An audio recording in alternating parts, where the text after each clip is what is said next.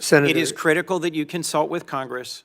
Consult Congress or else. That's the warning Senator Chris Coons delivered as Secretary Marco Rubio faced tough questions over the Venezuela strike.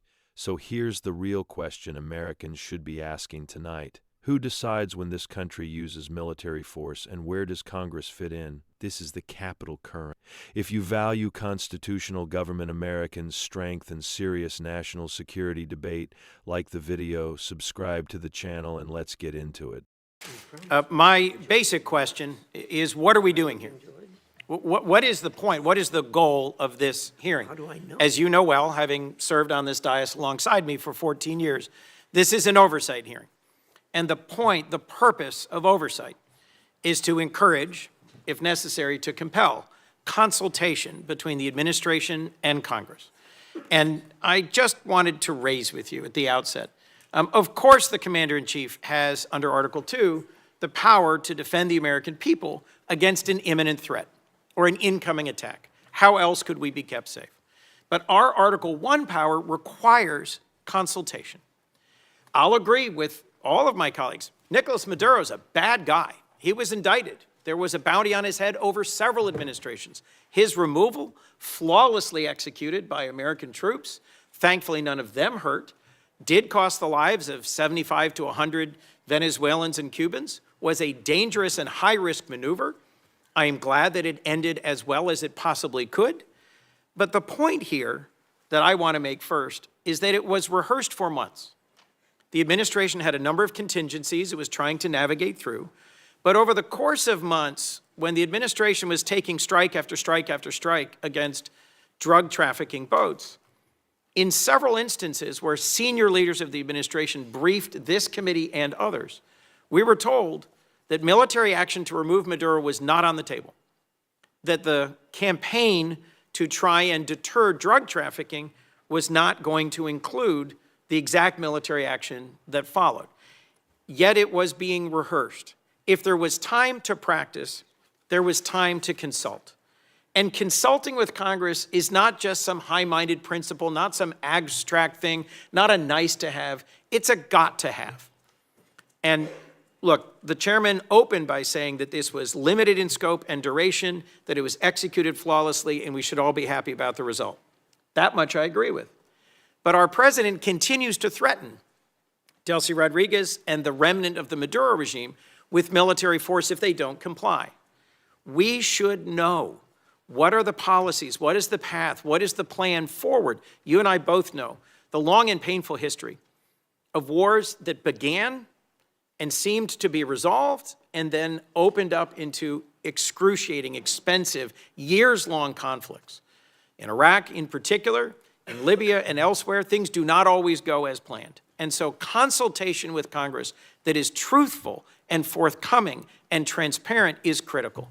In your service in this body, you knew that, you experienced it. I was in the room as you held to account members of previous administrations for not coming forward as they should have. So, look, in order to avoid our men and women in our armed forces going into harm's way, doubting whether they have the support of the Congress, consultation, hearings, and deliberations are required.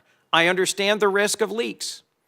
That's a risk every administration takes. But at the end of the day, our framers entrusted the power of the declaration of war to this body, not to the executive. And where there is the time to consult, there has to be consultation. This exchange wasn't political theater. It was a real constitutional argument playing out in public. Senator Coons opened by reminding everyone why Congress exists in the first place. Oversight. Under the Constitution, the president can act to defend America from imminent threats, but when there's time to plan, rehearse, and prepare, there's also time to consult Congress. That's not partisan. That's Article 1. Coons acknowledged what most Americans already know. Nicolás Maduro is a criminal dictator. His removal was dangerous, high risk, and could have gone very wrong.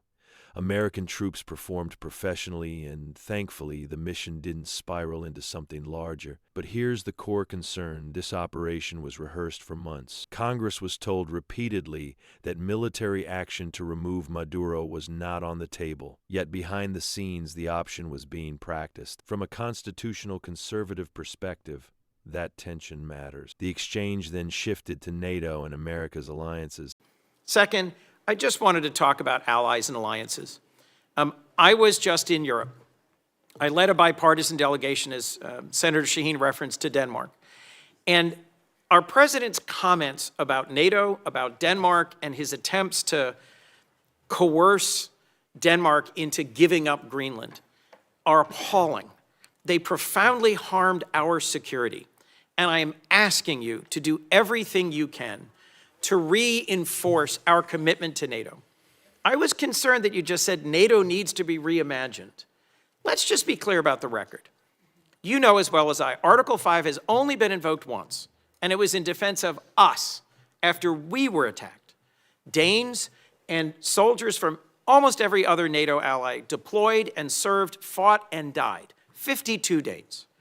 And for me, the most emotional moment of my visit to Denmark was laying a wreath at the memorial to the Danes who served, fought, and died alongside Americans. So when our president says we never asked for anything from NATO, and they never gave us anything, and you suggest that they aren't carrying their weight, whether it's in bases, or in access, or in troops, or in service, it is allies that will keep us safe in the Indo-Pacific. Our treaty allies, Korea and Japan and Australia and the Philippines, are going to be critical to Indo-Pacific security against our principal threat, China.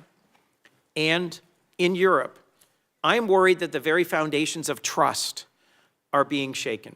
Our democracy depends on consultation with Congress that is truthful and timely, and the confidence of our allies depends on them knowing where we're going next.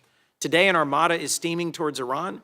Our president is on social media threatening Iran, and I hope I can count on you, Mr. Secretary, to consult with us and inform us before our next actions, whether against Nigeria, Colombia, Cuba, Iran, or anywhere else. And I hope and believe that I can count on you to reinforce the sanctity of NATO, not to reimagine it, but to reinforce it. Coons forcefully defended NATO, reminding viewers that Article 5 has only been invoked once after America was attacked. Our allies showed up, they fought, some of them died. Secretary Rubio pushed back, and this is where his argument deserves to be heard. Thank you. Well, let me unpack the 3 points you touched upon: consultation, NATO, Greenland, alliances in Greenland. Let me tell you on the consultation. Look, this has been a point of tension, not just in this administration and Congress, but in multiple administrations. As you rightly pointed out, I was a big fan of consultation when I was sitting over there. Now, you know, it's a different job, different time. But it's not, that's not necessarily the point. This is a very unique situation that we faced here. The fact of the matter is that our mission, and the one you were briefed on and talked about, that mission remains ongoing, and that is the counter-narcotic mission that we continue to carry out in the, as controversial as it may be. You may not all be fans of it, obviously, but it is happening in the Eastern Pacific, and it is also happening in the Caribbean Basin. The problem is, or the good news is, there aren't a lot of drug boats moving in the Caribbean Basin anymore, and that's what we had briefed Congress upon. This specific mission that you've talked about, one of the reasons why you rehearse it is to see if it's even feasible, to basically go to the president and say, is this something that's even an option on the table? The truth of the matter is that this mission could not have been briefed to Congress because it wasn't even in the realm of possible until very late in December, when all of our efforts to negotiate with Maduro had failed, and the president was finally presented these options and made these decisions. It was also a trigger-based operation. It may never have happened. It required a number of factors to all align at the right place at the right time in a very limited window, and it wasn't even clear if it was ever going to be possible. There's also the aspect which I do not control, and that is deference to the Department of War on operational security. Despite the fact that we had kept this quite constrained, the truth of the matter is that this was leaked. We now know it was leaked by a contractor at the Department of War that, had it been published, would have endangered the lives of people and/or would have probably canceled the ability to carry out the mission. So this is a real tension, and one that I'm doing the best I can to try to manage within the constraints of two things: operational security and also decisions being made. There are multiple contingencies for events all over the world, including some that none of us think were ever going to come to fruition. And in this particular case, one of the reasons why you rehearse these things in advance is to know whether it's even possible. Is this even doable? And what are the risks associated with doing? So you can present options to the president, who ultimately makes these decisions. Rubio explained that the mission only became viable late in the process, after negotiations failed. It was trigger-based, time-sensitive, and dependent on conditions aligning in a very narrow window. He also raised a serious concern: leaks. According to Rubio, a contractor leaked sensitive details, and had those details gone public, American lives could have been lost. That's a real problem. Operational security is not optional.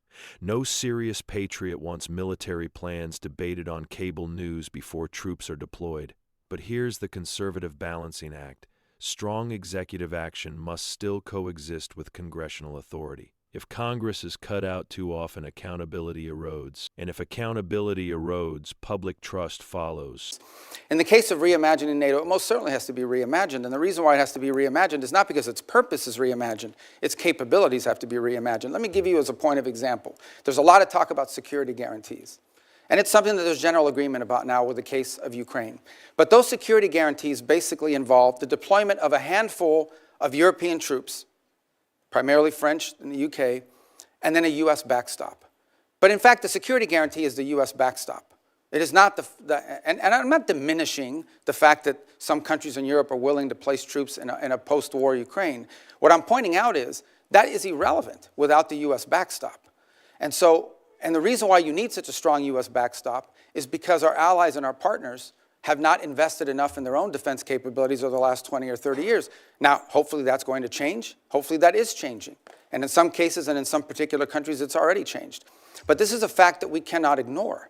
NATO is going to be stronger if our allies are more capable, especially, and here's the reality, whether we want to accept it or not, we have interests all over the world. We have interests in the Middle East, we have interests in the Western Hemisphere, and we most certainly have interests in the Indo-Pacific. A number of you have already pointed out that China is the chief challenge. We can't have the same soldiers or the same ships in both Europe and in the Indo-Pacific. We have to pick. No matter how many ships we build, no matter how many capabilities we grow, we're going to have to make these adjustments. And the stronger our partners are in NATO, the more flexibility the United States will have to secure our interests in different parts of the world. That's not an abandonment in NATO. That is a reality of the 21st century and the world that's changing now. Rubio responded with a hard truth many on the right have been saying for years. NATO mission isn't the problem, capability is. Too many allies have underinvested in their own defense while relying on the United States as the backstop. That matters because America cannot be everywhere at once. We face real threats from China in the Indo-Pacific, instability in the Middle East, and security challenges closer to home in the Western Hemisphere. Strong allies give America flexibility. Weak allies drain it. In the case of Greenland, I'll say we're in a good place right now. We had excellent meetings with the Secretary General of NATO. In fact, even as I speak to you now, there'll be some technical level meetings between us and our partners in Greenland and Denmark on this issue. And I think we have in place a process that's going to bring us to a good outcome for everybody. The President's interest on Greenland has been clear. It's a national security interest. It's a long-standing interest that predate this administration. It's one that our allies acknowledge is real. I think we're going to get something positive done. We're going to begin that process in a very professional, straightforward way. It begins today, and it'll be a regular process. We're going to try to do it in a way that isn't like a media circus every time these conversations happen, because we think that creates more flexibility on both sides to arrive at a positive outcome.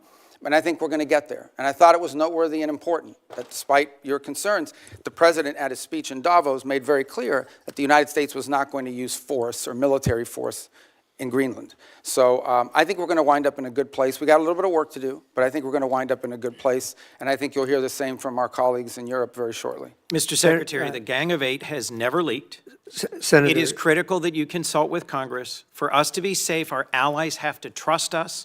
And for this committee to do our work, we have to trust you. On Greenland, Rubio struck a calmer tone, emphasizing diplomacy, ongoing talks with Denmark, and a clear statement that military force is not on the table. From a national security standpoint, Greenland matters. That's not new. What matters now is handling it professionally and quietly, not through media chaos. This exchange revealed something important. America's strength depends on both decisive leadership and constitutional restraint. We don't need endless wars, but we also don't need paralysis. We need clarity, trust, and respect between branches of government. That's not weakness. That's the system working when leaders take it seriously. So here's what I want to know from you. Should Congress be consulted more often on military operations, or does operational secrecy have to come first? Drop your thoughts in the comments if you believe in strong national defense, constitutional order, and real accountability. Like this video, subscribe to the channel and stay informed. More coverage coming next.